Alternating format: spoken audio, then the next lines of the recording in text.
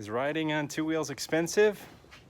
Well, it doesn't have to be, but it sure can be addictive.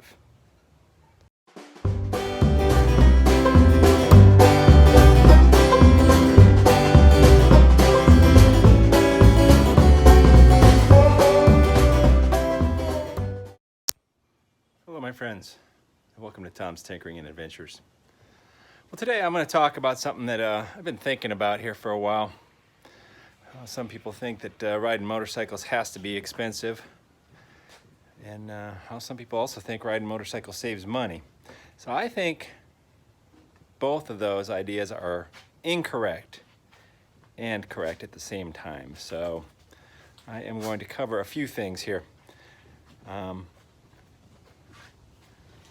This is my Yamaha Super Tenere. This is a 2013. I bought it about a year and a half ago, 2 years ago, I guess. And I feel like I got a pretty fair price on it. It was below market value, even though I bought it from a dealer, which I rarely do. I rarely will buy bikes from dealers because they are usually at the high end of retail price. But I feel like I got a pretty good deal on it, and this has been a great bike.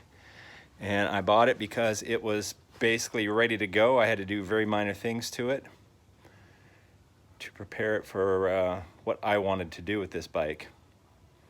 Now, even though I got a pretty good deal on it, it is the most expensive bike in my current stable. Out here I have 4 motorcycles. All 4 of these motorcycles combined, well, I guess one of them is a scooter, but all 4 of these motorcycles combined cost less than this bike did. In fact, all 4 of these motorcycles combined, plus this side-by-side, this Yamaha Rhino, cost less than that motorcycle did. So if you're willing to shop around and you're willing to get something that is not the most current model, and you're willing to do a little bit of sweat equity, a little bit of repairs, upgrades, that sort of thing, consume some cold beverages in your garage and learn about your motorcycle, you can ride for pretty cheap, and you can have a stable of different machines. I mean, these 4 motorcycles / scooters here are completely different items. I mean, you could be riding on the big cruiser one day, riding on the sport bike another day, take the scooter around town, and then you got your vintage machine there. So variety is the spice of life, they like to say. And being able to have 4 bikes for less than the price of one, well, then you got 4 times the maintenance and 4 times the insurance. But then again, all 4 of these are a little bit older. And since we didn't pay as much, you could put either a higher deductible or just go to liability insurance on them. Whereas on this one, it's a more expensive bike. You're going to want to have full coverage, probably. I mean, maybe you do on everything. That's a personal choice. But it's interesting how much you can get for your money if you just wait, shop around, and are willing to get something a couple years older. Which, I mean, in the sport bike world, this one is seriously outclassed. This is a 2005, so it's almost a 15-year-old sport bike. New ones, considerably more powerful, this and that, but this is a fast freaking bike. Unless you have a racing license, you do not need anything more than a 15-year-old sport bike. You may want something more than that, but this goes way faster. At a 600cc sport bike, goes way faster than the majority of people could possibly ride. People tell themselves they need a 1000, and trust me, they are very nice, but that is a fast bike. Now I'd like to talk about the economy of riding. I've had some friends who have tried to say the argument that they were getting a motorcycle to save money. Hey, I'm driving my truck to work, and gas prices have gone up, and I need to get a motorcycle because they get better fuel mileage. Well, Yes and no. Motorcycles do get better fuel mileage than a lot of cars do. There's so many hybrids and fuel efficient vehicles out there now that I'd say the majority of motorcycles are pulling down around 40 miles to the gallon. So you can get plenty of cars that get 40 miles to the gallon.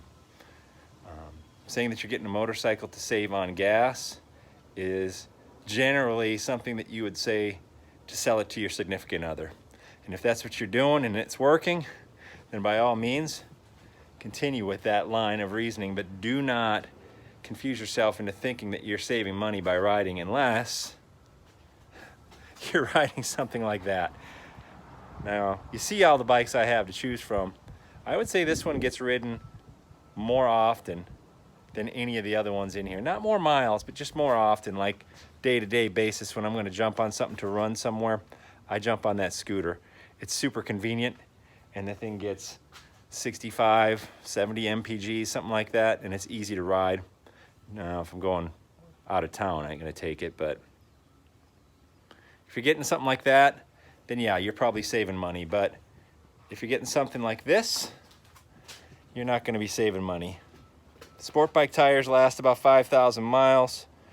Even a cheap set of tires is probably $200, right around there. 300 mounted if you don't know how to mount them yourself. Valve adjustment, that's gonna be a couple $100. You don't need to do it all that often. Yamahas are great for that, but even the other makes, you don't have to do it that often. But maintenance on a bike is expensive if you're not doing it, and they require a little bit more upkeep. And then of course, if you're getting a bike and it's your first bike, you gotta spend a couple $100 minimum on gear, and that can only go up from there. So if you really wanna save money, buy yourself a 10 or 15-year-old Honda or Toyota economy car, and you're gonna save money. If you wanna sell it to the significant other in the household, well, you can pick any one of these and talk about the great fuel mileage. But if you're under 25, you're gonna be paying on the insurance. So having a crusty, rusty beard like this, I don't pay as much on insurance, so it's a nice thing. But just a couple of thoughts I had in my mind while I was working on these bikes and moving them around. So if you want to get into motorcycling, keep your eye open.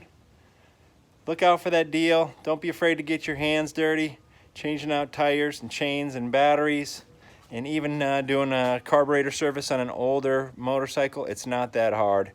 I find lots of motorcycles that have just been sitting for a little while and they need a minor refresh, and you can get a great deal on them. So the deals are out there. If you're interested in riding, talk to someone who you know who's into it, and they will probably steer you in the right direction. All right, if you're digging what I'm putting out, give me a thumbs up, leave a comment down below, and if you're not already a subscriber, please consider doing so. I would appreciate it. Thank you very much for watching. Get out there and find your adventure on two wheels, hopefully. Adios.